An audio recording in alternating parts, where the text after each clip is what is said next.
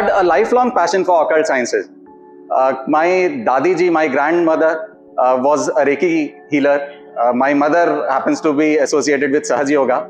And I am again, I got the opportunities 2 times in my life to actually go on and understand Vastu formally by 2 national fame acharyas. Acharya Pankit Goyal and Mr. Arvind Sood have happened to be my teachers. I am also a successful entrepreneur since 2014. I have other brands, I have clothing brands, I have medical clothing brands which are running on an auto mode and running successfully across different channels of supply.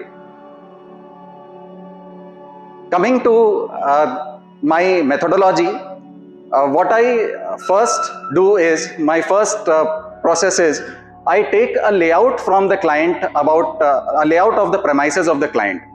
So the layout is very important, wherein I take a furniture layout where the bed, where the study table or the kitchen, the toilets, etc. are marked.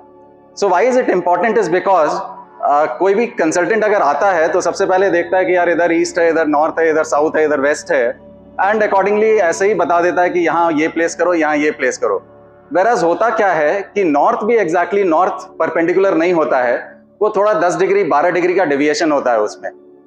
तो the next step what we do is we use scientific tools like AutoCAD and Google Earth Pro, identify the exact centre of the premises, identify the exact degree of the premises, and then we grid the entire layout. We put a 360 degree protractor and we grid the entire layout into 16 zones and 32 directions, 16 directions and 32 zones. अब आप ये next question पूछोगे, precise होना था तो यार 32 में क्यों डिवाइड किया, 108 में कर लेते, 250 में कर लेते. तो 32 में डिवाइड करने का लॉजिक ये है कि we have basically 45 energy fields in any premises in any of our homes और ऑफिस प्रेमाइसेस. वो 45 देवता एनर्जी फील्ड्स होते हैं और हर वो एनर्जी फील्ड का जो है एक अपना एट्रीब्यूट होता है. हर एनर्जी फील्ड की जो एट्रीब्यूट होती है वो उस डायरेक्शन का एट्रीब्यूट बन जाता है.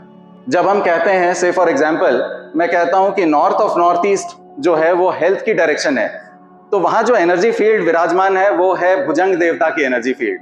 भुजंग देवता हो गए जो सर्पेंट्स, आपने देखा होगा डॉक्टर के सिंबल में सर्पेंट्स होते हैं, तो वो भुजंग देवता actually north of north east में विराजमान है हमारे घरों में, एंड दैट इज वाई वो भुजंग देवता जो है नॉर्थ ऑफ नॉर्थ ईस्ट के एट्रीब्यूट को बनाते हैं हेल्थ का एट्रीब्यूट.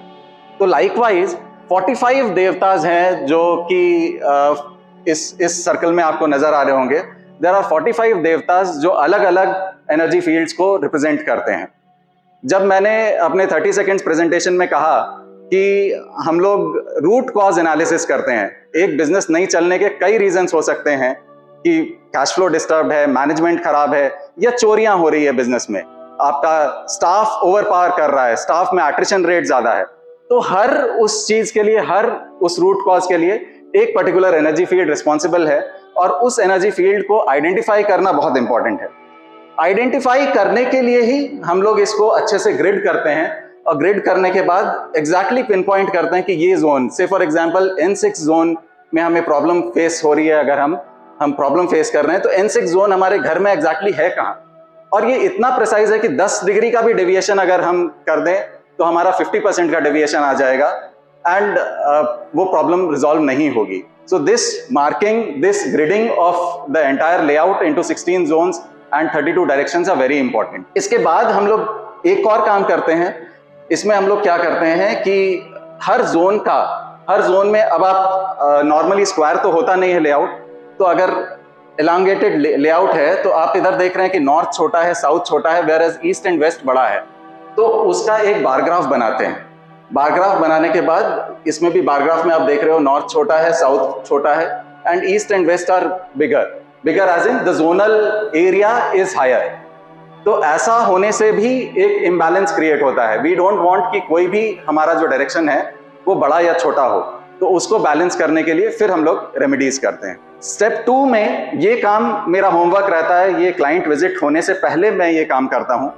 फिर मैं क्लाइंट विजिट पे जाता हूँ और एक एग्जॉस्टिव डिस्कशन करता हूँ सो एज टू अंडरस्टैंड कि कहाँ प्रॉब्लम आ रही है और उसका रूट कॉज क्या है।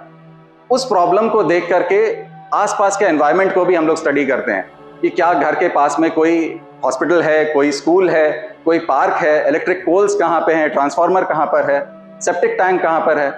ये सब एनवायरनमेंट को हम लोग स्टडी करते हैं। इसके अलावा जो एलिमेंट्स, जो डेकोर एलिमेंट्स हैं, घर का कलर क्या है, घर के पर्दों का कलर क्या है, पर्दों पे या अपहोल्स्ट्री पे क्या किस तरह के डिजाइन्स बने हुए हैं, वेवी डिजाइन्स हैं, ट्रायंगुलर पैटर्न्स है, स्क्वायर पैटर्न्स है।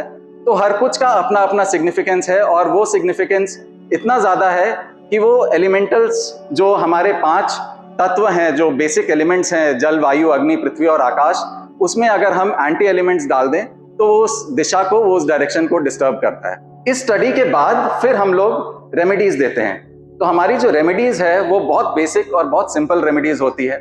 नॉर्मली जो बेसिक दोषास क्रिएट करने वाले जो प्रॉब्लम्स होते हैं वो होते हैं किचन और टॉयलेट्स। तो टॉयलेट्स को हम लोग ट्रीट करते हैं। टॉयलेट्स को ट्रीट करने के लिए हम लोग टेप्स का यूज करते हैं, विनाइल टेप्स का यूज करते हैं या फिर मेटल स्ट्रिप्स का यूज करते हैं, और उस टॉयलेट को हम अपने प्रेमाइसेस से कट करते हैं वर्चुअली, सो दैट वो टॉयलेट का जो इल इफेक्ट्स है उस डायरेक्शन में वो हमें ना फील हो। बेसिक बैलेंसिंग करने के बाद जो मैंने बताया कि जो एरिया शॉर्ट, एलोंगेटेड या डिमिनिश्ड आती हैं, उन डिमिनिश्ड या बढ़े हुए एरिया को भी रेमेडिफाई करने के लिए हम लोग कलर्स का प्रयोग करते हैं।